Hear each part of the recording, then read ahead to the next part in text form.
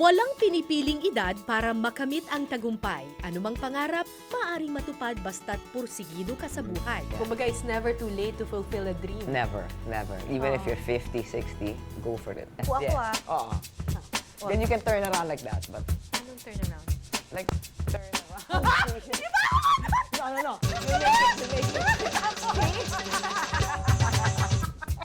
Alamin ang sikreto ng tagumpay sa buhay at silipin ang magandang bahay ng co-designer ng Y2 Hotels na si Tessa Alindogan.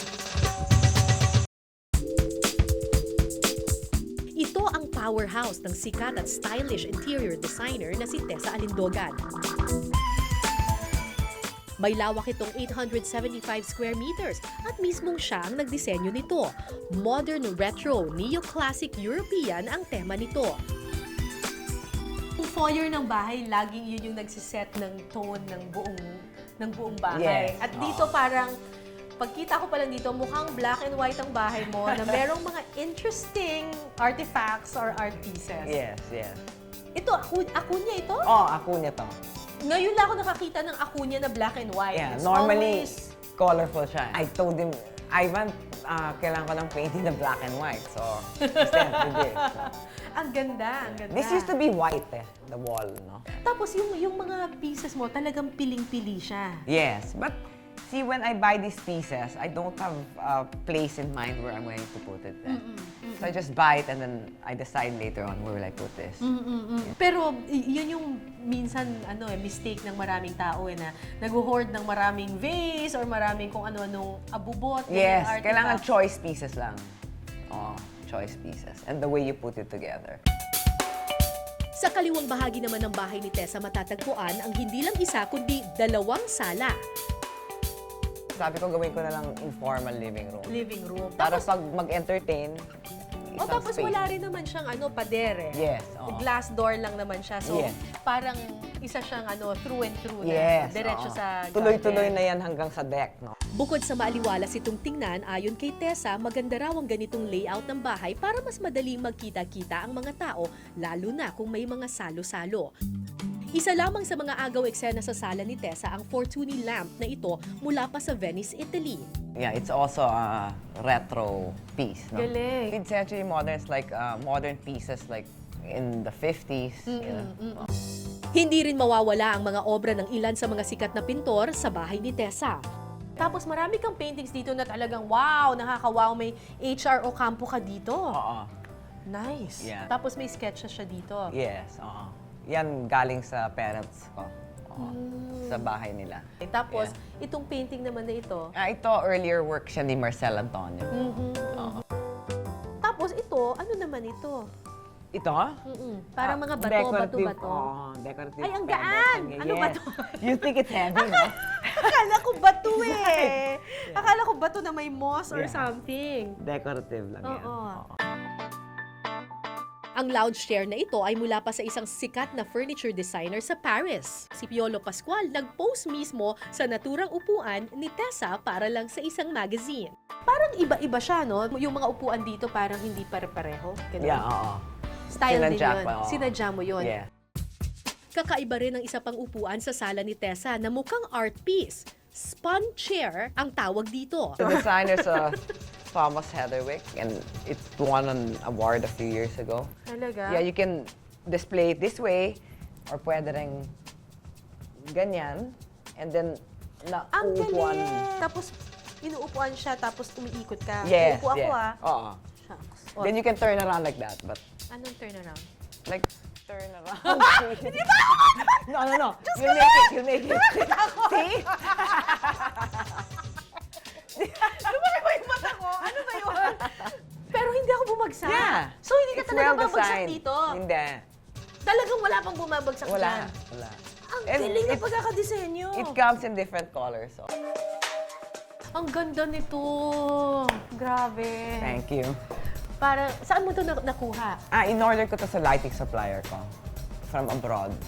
Alam mo, para siyang yung mga nakikita mo sa mga makeup room na, yung mga bulbs na You're gano'n, right. tapos pinagsama-sama The makeup siya ng table. gano'n.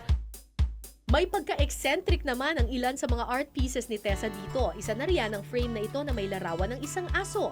This one That's is... interesting. Yes, that's from Ubod in Okay. Indonesia. Ah, talaga? Talaga bang ano yan? Totoong dyaryo yan? Yes, and then they painted over it.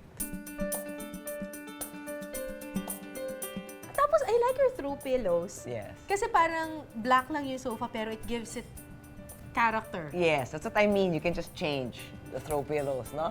Yeah, before, different yan. Then I changed it na naman recently. So, hindi mo kailangan bumili ng sofa na talagang mamahalin at saka maganda yung disenyo. Kasi pwedeng palit-palitan, pwedeng neutral lang siya, tapos Yes, palit-palitan mo correct. na. Oo. Yung sculpture na yun, ang ganda.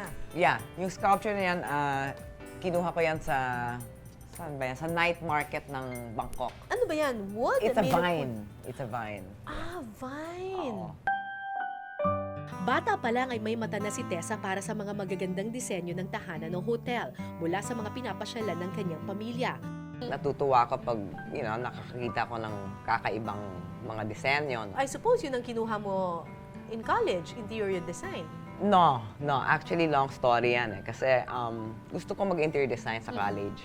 Pero sabi nung father ko na, you know how they think, no? Because they're kind of traditional na hindi naman masyadong pinag-aaralan ng interior design. Sabi niya, Parang it's talent. It is talent in a way, but you also, I believe so, that you have to parang study it formally. I guess he wanted something more academic, no? Na pag-aralan ko. Bagamat hilig niya ang larangan ng art at design, sinunod ni Tessa ang kanyang ama at kumuha siya ng ibang kurso. I took psychology. Yeah. psychology, parang ang layo. Parang ang layo niya sa Yes, designing. yes. Oh. Pero the whole time that you were taking up psychology, yung love mo for interior design, nawala ba siya? Or Well, it was may craving pa rin? it was always there. Hindi naman mawawala yun, eh, no? Pero, syempre, I was taking psychology, so nag-concentrate na rin ako doon. Nakapagtapos ng kursong psychology si Tessa sa Amerika. Nang magkaroon ng pagkakataon na makabalik sa Pilipinas, nagpasya siyang mag-aral muli. Mas lalo raw siyang naingganyong balikan ang kanyang first love na interior designing, lalo na't ito rin ang kursong kinukuha ng kanyang kaibigang si Tessa Prieto Valdez. So, I sabi was mo sa seeing her tatay mo, projects and I was like, wow, it's really so interesting. I was really looking at her Ingit ka homework. talaga. Yeah, I really wanted Ito to talaga take yung it. gusto ko. Oo, kasi yan talagang gusto ko. Pero ika nga nila, hindi mamamatay ang unang pag-ibig. Sa pagbabalik ng matalik niyang kaibigan na si Tessa Prieto Valdez sa bansa, humalili si Tessa sa sinimulan nitong interior design firm. So every day I was there, like parang helping her with stuff, and I really liked it. And we became business partners, no? So we did a lot of projects together. At wala ka pang any formal studies. None, but I like color. I like furniture, so it was fun. But I was still feeling a bit bad, like I should have studied it. Taong 2000 nang iwan ni Tessa Alundoga ng interior design firm ng kanyang kaibigan para naman tuparin ang kanyang matagal ng pangarap. So I went to London and I finished it naman.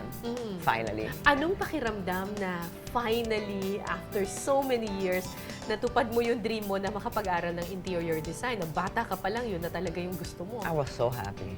Yeah. I was so happy. Finally, yeah. I studied it, and I did well. I graduated second in the class. Wow!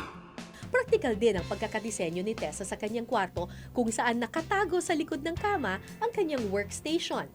Ito yung powder room. Pero Yes. ang interesting nitong parang mosaic siya na, ano ba tawag dito? Di ba? Yeah. Diba? It's mosaic. Yeah. Mosaic, diba? tiles. Yeah. Then I just put a figure.